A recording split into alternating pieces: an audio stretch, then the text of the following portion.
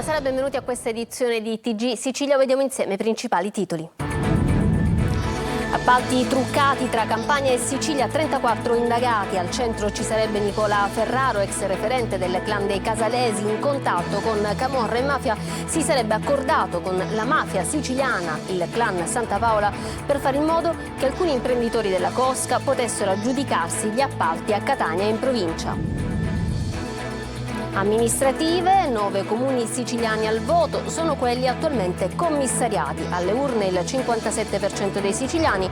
Ci sono già i primi nomi dei neoeletti alla carica di primo cittadino. Emergenza idrica ad Agrigento, il presidente Schifani istituisce una commissione tecnica per controllare i lavori sulla rete. La città è in piena emergenza, ci sono ritardi e indagini sugli appalti. La commissione lavorerà gratis per 30 giorni e verificherà lo stato dei lavori e dei finanziamenti. Sesso in cambio di favori, ma a chiederlo erano 3 uomini delle forze dell'ordine. Nel siracusano ai domiciliari e sospesi dal servizio 2 carabinieri e un agente di polizia accusati da una donna di averla ricattata per interessarsi in una vicenda giudiziaria per problemi di vicinato. Incendio doloso nella notte a Gela, colpita una pizzeria, distrutta l'area esterna, danni anche all'interno, indagano i carabinieri. Il processo Rugolo, il sacerdote al centro dello scandalo per abusi su minori. La giudice Santoni si astiene dal processo per conflitto di interessi. Rinviata l'udienza al 29 ottobre, il caso assume rilievo nazionale. Catania, centro storico ostaggio dell'illegalità, danneggiamenti di auto, minacce, scippe, i parcheggiatori abusivi extracomunitari minacciano e chiedono il pizzo agli automobilisti. Calcio, Catania in settimana l'incontro fra Grella e Toscano. Se, come sembra, il tecnico resterà, sono già tracciate alcune linee guida per il mercato futuro.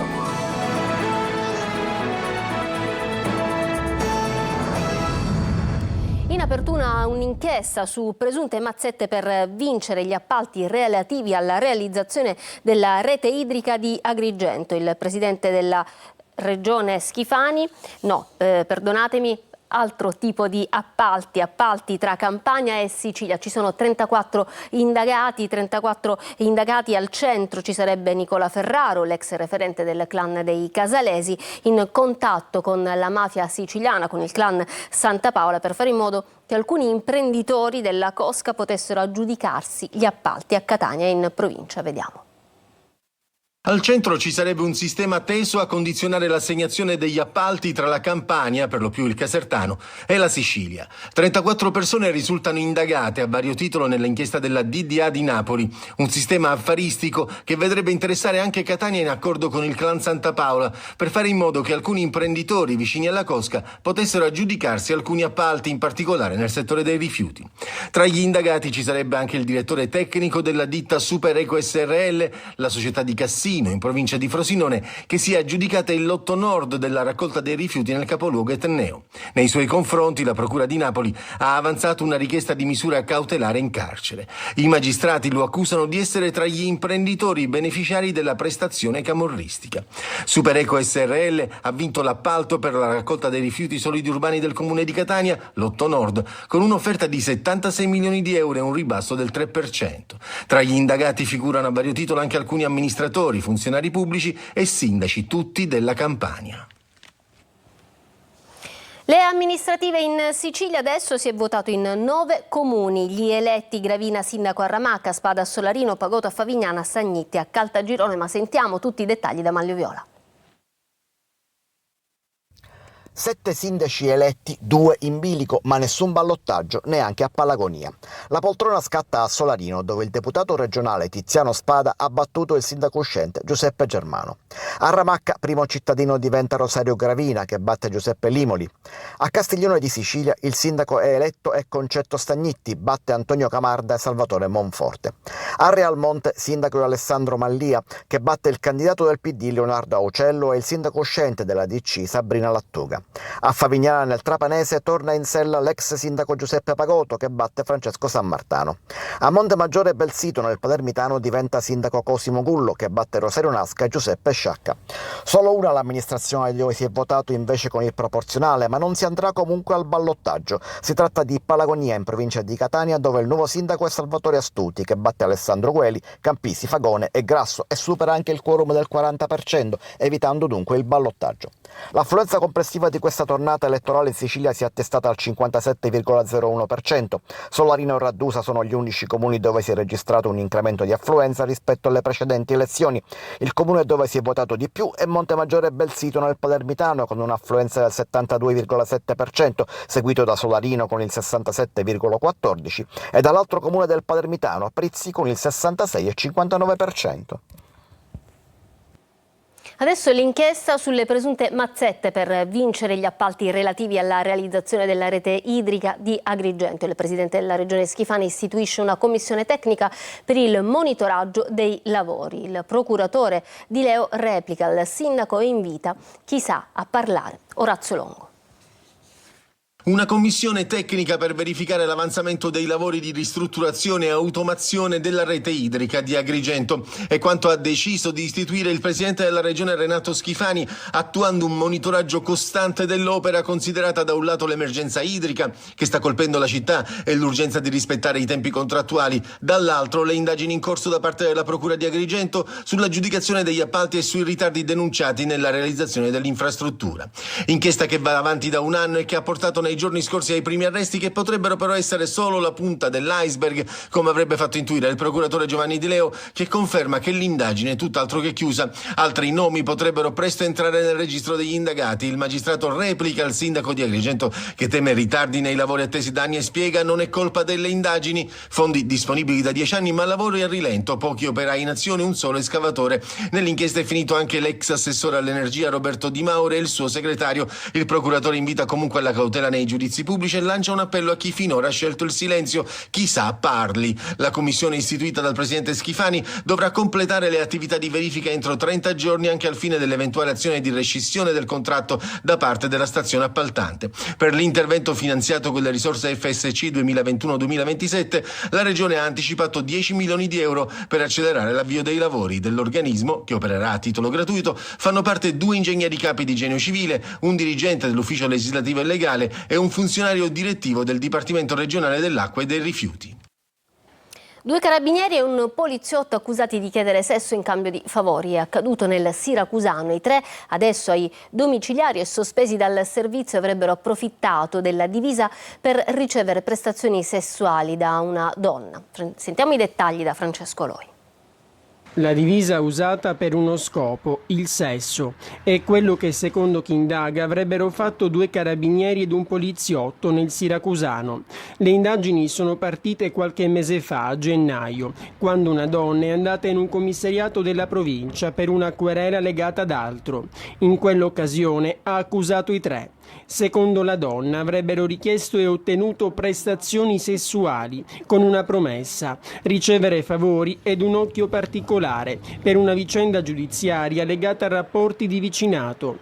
Così si sono subito accesi i riflettori con la supervisione della procura e le indagini condotte dalla squadra mobile e dal nucleo investigativo dei carabinieri.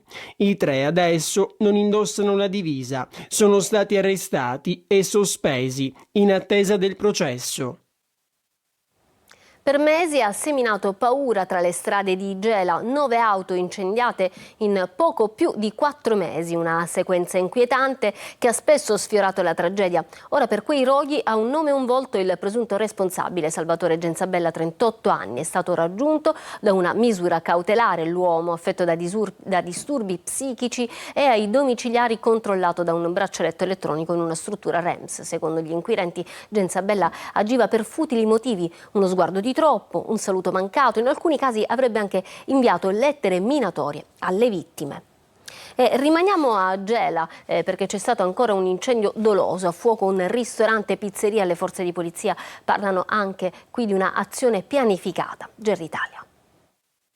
Gela ancora fiamme nella notte. Intorno alle 2:45 la pizzeria 3P nella contrada balneare di Roccazzelle è stata colpita da un incendio. Le fiamme, partite dall'area esterna del locale, hanno distrutto gazebo, ombrelloni e tavoli. Il rogo ha poi raggiunto una delle sale interne, danneggiandola parzialmente. Illesa fortunatamente la zona bar. A lanciare l'allarme sono stati gli stessi proprietari che abitano al piano superiore. Svegliati dai sensori, hanno tentato di domare il fuoco con un estintore in attesa dell'arrivo dei vigili del fuoco, che hanno evitato danni ancora più gravi. Secondo i rilievi tecnici si tratta di un incendio doloso, una tanica è stata rinvenuta tra le macerie, serviva per cospargere benzina attorno alla struttura. I responsabili si sarebbero introdotti dal lato della statale 115 scavalcando la recinzione. Le telecamere del locale erano spente per via di lavori in corso. Sull'insegna esterna i segni evidenti del passaggio dei malviventi. Solidarietà è stata espressa da Confcommercio Ascom Gela, che parla di un atto preoccupante e che chiede un intervento deciso delle istituzioni per garantire sicurezza agli operatori economici del territorio. Le forze dell'ordine indagano sull'accaduto. I carabinieri intervenuti sul posto starebbero acquisendo le immagini degli impianti di videosorveglianza degli edifici vicini. L'episodio purtroppo si inserisce in un contesto che spesso ha già fatto registrare altri atti intimidatori ai danni di attività commerciali in città. Ancora un blitz contro lo spaccio di droga a Trapani. I carabinieri hanno arrestato in flagranza un minorenne che aveva creato in un alloggio abusivo un market bunker per lo spaccio. Laura Spanò.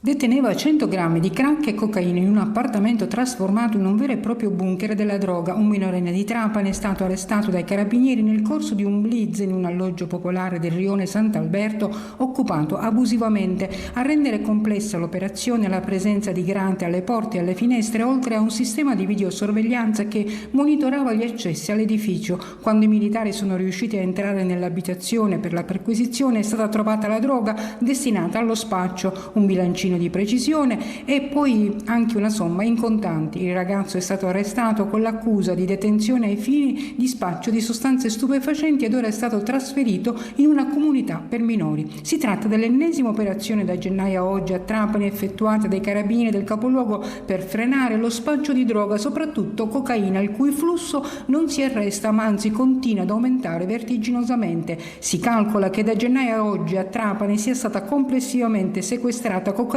che immessa sul mercato avrebbe fruttato oltre 3 milioni di euro. Le indagini proseguono per stabilire le fonti di approvvigionamento. A Barcellona, nel Messinese, oggi visita della Commissione parlamentare d'inchiesta sulla sicurezza e lo stato delle città italiane e delle loro periferie. Una visita dettata dall'allarme sociale dovuto alle risse delle ultime settimane. Francesco Triolo. Un fenomeno, quello della violenza urbana a Barcellona Pozzo di Gotto, che ha creato parecchio allarme sociale nelle ultime settimane. Basti pensare che all'inizio di maggio sono stati 4 i cosiddetti Daspo Willy disposti dal questore, che ha fatto seguito al grave episodio di rissa durante la processione delle Varette del Venerdì Santo. Un clima che ha portato anche ad una interrogazione parlamentare e allora in città è arrivato il presidente della Commissione parlamentare d'inchiesta sulla sicurezza e lo stato delle città italiane e delle loro periferie, Alessandro Battilocchio, per rendersi conto della situazione di persona, parlando con istituzioni e forze dell'ordine locali, sottolineato come l'organico sia ridotto, appena 38 i poliziotti in servizio al commissariato di Barcellona, e sarà potenziato. È una delle cose sulle quali punteremo, perché ovviamente questa è una stagione in cui si sta operando a livello nazionale un'azione per il rafforzamento e per il potenziamento degli organici, e vanno però segnalate quelle situazioni che, proprio perché hanno delle particolarità, delle peculiarità, meritano un'attenzione particolare. Entro giugno arriveranno altri 6 poliziotti per arginare l'emergenza e verranno inoltrate ai ministeri ulteriori richieste per implementare il servizio d'ordine e sicurezza in città. È durata pochi minuti l'udienza predibattimentale per falsa testimonianza a carico del vescovo di Piazza Armerina, Rosario Gisana, e del suo vicario giudiziario, don Vincenzo Murgano. GR Italia. È durata pochi minuti l'udienza predibattimentale per falsa testimonianza a carico del vescovo di Piazza Armerina Rosario Gisana e del suo vicario giudiziale Vincenzo Murgano. A dover decidere sull'ammissione delle prove doveva essere la giudice Maria Rosaria Santoni, ma il magistrato si è tirata indietro. Fu il giudice estensore nel processo che portò proprio alla sentenza di condanna nei confronti di don Giuseppe Rugolo, il sacerdote al centro dello scandalo per abusi su minori, e nel cui procedimento aveva testimoniato lo stesso vescovo Gisana, ora imputato proprio per quella deposizione. Parte civile nel procedimento si è costituita aggredito Antonio Messina, oggi archeologo ma all'epoca dei fatti ancora minorenne. È sua la denuncia che ha dato avvio all'indagine contro Don Rugolo, condannato in primo grado a 4 anni e mezzo di carcere. Antonio Messina nei giorni scorsi è stato anche ascoltato in modo riservato dalla Commissione Pontificia per la tutela dei minori. La notizia è trapelata proprio durante l'udienza al processo d'appello contro il sacerdote condannato perché il giovane parte civile anche in quel procedimento era assente. Il processo a Gisana e Murgano intanto è stato rinviato al 29 ottobre davanti a un nuovo giudice. Il legale del vescovo, l'avvocato Gabriele Cantaro, ha annunciato che sarà affiancato nella difesa da un legale romano, il penalista Pier Francesco Bruno. La nomina di un avvocato per la diocesi che viene da Roma, ha commentato ancora Antonio Messina, dimostra che la difesa ha compreso che questo processo abbia ormai conquistato un rilievo nazionale. Catania, danneggiamenti di auto, minacce e scippi. Il centro storico è ostaggio dell'illegalità. Bande di extracomunitari presidiano gli stalli a pagamento e impongono il pizzo ad ignari automobilisti. E se non paghi, sono dolori. Tonino De Mana. Io non lo aggiusto più perché questa è la quinta volta nell'arco di un anno che mi arrecano un danno del genere. 5 finestrini rotti in un anno, per giunta, sulle strisce blu. Se non è record, poco ci manca. L'automobilista che vedete si sfoga ai nostri microfoni, non sa più a chi rivolgersi. Per l'ennesima volta ha subito un danneggiamento con l'auto in sosta sulle strisce blu. Già, strisce blu, gestite sulla carta da AMTS ed in mano ad extracomunitari, appostati a delle macchinette eroga biglietti dove avviene il primo approccio con tanto di richiesta e fantomatico supporto. Vi lasciamo immaginare il seguito. Se non paghi scattano le ritorsioni con auto rigate e vetri in frantumi e qualcuno nel parcheggio non presidiato di Via Sturzo ha segnalato anche minacce ed aggressioni. Doveva essere una zona commerciale di Catania e in realtà è diventato soltanto una sorta di Bronx. La sera è ancora peggio perché obiettivamente abbiamo soltanto drogati, nulla levando con le persone di colore, ma comunque siamo pieni, che oltretutto non avendo a che fare, bighellonando dalla mattina alla sera, non fanno altro che bere. È pessa totale. Si rompono i vetri delle macchine, si fanno i scippi. La sera si vede la polizia? No, completamente. Non solo danneggiamenti, sulle strisce blu si assiste all'ennesimo paradosso catanese. Gli stalli, pochi ed introvabili nelle ore di punta, sono addirittura occupati da montagne di spazzatura, con ulteriore danno economico per la ditta che li gestisce, AMTS. Corso Sicilia è una pattumiera a cielo aperto, dove ogni angolo è buono per scaricare ogni cosa e lanciare ogni cosa, come questa borsa, lasciata a terra dopo l'immancabile scippo. Rimaniamo a Catania, sono stati avviati questa mattina e dureranno una quarantina di giorni i lavori di bonifica nell'area di Via Toledo, nel cuore di San Cristoforo, da tempo alle prese con una grave emergenza ambientale e sanitaria dovuta alla presenza di una maxi discarica abusiva. L'intervento è reso possibile grazie allo stanziamento di 350.000 euro da parte dell'Assemblea regionale siciliana. La favorita del futuro, un parco multifunzionale che abbraccia Palermo. Pronto il nuovo progetto del comune, al via i primi interventi da 10 milioni. Marco Gullà.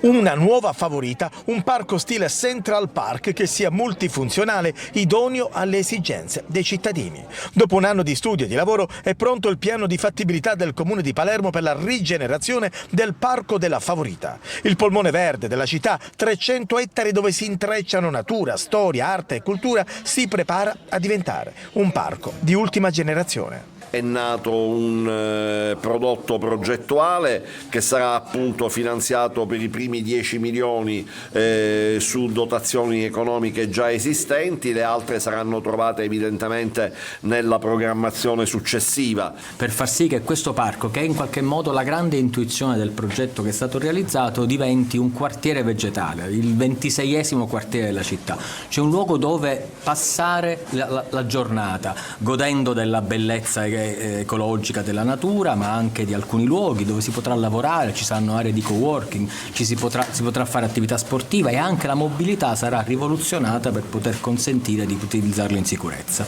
I primi interventi per la favorita del futuro inizieranno a breve. Un aggettivo, finalmente uno spazio favorito, no? Con tutta l'attenzione che merita e le grandi potenzialità che ha per la città. Qualcuno ha scritto che la favorita è come una specie di compendio, di riassunto della Sicilia, c'è tutto. Il teatro adesso, andiamo al Teatro Greco-Romano di Catania, dove rivivono le tragedie greche. Medea di Seneca, le Baccanti di Euripide saranno in scena fino a giovedì. Vediamo. Sulle rovine del passato irrompe Dioniso, dio dell'ebbrezza, della follia, del disordine, dei misteri e anche, con le sue maschere, del teatro. Le sue seguaci, le Baccanti appunto, lo guardano estasiate, trasformarsi presso in erinni assetate di sangue. Forte e crudele il finale della tragedia di Euripide nella trasposizione del regista Daniele Salvo, che unisce la forza evocativa dei testi classici alla suggestione di uno spazio carico di storia. Questo è un luogo unico che noi stiamo cercando di valorizzare attraverso questi spettacoli, perché qui al Teatro Greco-Romano di Catania si fondono diverse epoche, cioè abbiamo l'epoca romana, l'epoca greca, il Medioevo, il Rinascimento. Onoriamo questo luogo con la tragedia che più di tutte onora il teatro. La rassegna Menanos, come il fiume che scorre sotto il palco, conferma il ruolo centrale del Teatro Greco-Romano di Catania nella promozione della cultura e della memoria. Una produzione, Michele Di Dio, promossa dal Parco Archeologico di Catania e della Valle dell'Aci. Fino al 29 maggio in scena anche Medea, che porterà sul palco una delle figure più complesse della tragedia antica.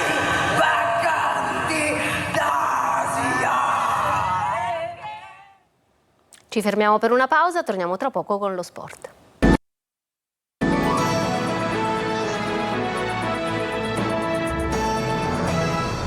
Ritorniamo in studio con lo sport, il calcio, parliamo del Catania perché dall'incontro fra Grella e Toscano dipenderanno, oltre che la conferma del tecnico, anche le mosse di mercato. Centrocampo e attacco, i ruoli su cui intervenire. Marco Carli. Si terrà in settimana, più probabilmente nella metà della settimana, l'incontro fra Grella e Toscano. Come detto, in questi giorni le sensazioni sono positive. La volontà della dirigenza e del tecnico è quella di portare avanti il progetto insieme e, a meno di cambiamenti repentini, dovrebbe essere confermata questa intenzione anche nel prossimo incontro. L'idea è quella di essere competitivi senza stravolgimenti, perché ciò che è successo da marzo in poi in casa rossazzurra e anche nei play-off, con il passaggio dei primi 2 turni e l'eliminazione dopo aver vinto a Pescara contro una squadra che in semifinale si è imposta 4-1 a Cerignola, dà l'idea al club di avere un'ossatura su cui lavorare, ed è probabile che, date le premesse nell'incontro, si parli anche di questo, qualora Toscano, come sembrerebbe appunto, rinnovi la sua volontà di guidare ancora il Catania. A proposito di ruoli, risulta privo di fondamento l'interesse del Modena per il DS Faggiano. Sul mercato, a parte i rientri di Cianci e Cicerelli che dipendono dal destino della Ternana, se i rossoverdi andassero in B, Cianci e Cicerelli resterebbero in Umbria. In caso contrario, sicuro il ritorno di Cicerelli, non c'è opzione,